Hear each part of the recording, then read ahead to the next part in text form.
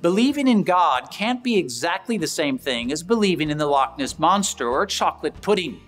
It would be silly to use sonar or radar to try and find traces of God in the universe. That's because God, if he's real at all, is independent from the universe.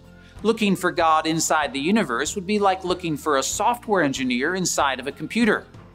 This is why science can't directly prove or disprove God. If we're going to believe that God is real, we need to approach the question from a broader perspective. The evidence for God is going to be more like the evidence for someone standing around the corner of a building. Their protruding shadow stretches out on the pavement in front of us, but the shadow itself isn't the living person.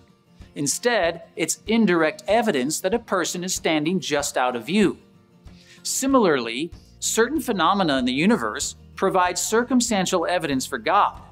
This evidence, like a protruding shadow, infers that an extraordinary being, what we call God, stands around the corner of our known universe.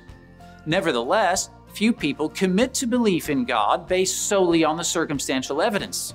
This is true even for people who concede that the evidence itself makes a reasonable case for God. For example, the world's most famous atheist, Dr. Richard Dawkins, says one could make a reasonably respectable case for the deist God.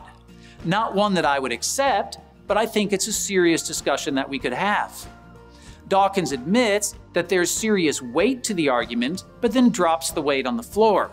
So if the circumstantial evidence alone doesn't usually persuade people to believe, what kind of evidence is added to tip the scales of belief? We take that question up in our next video.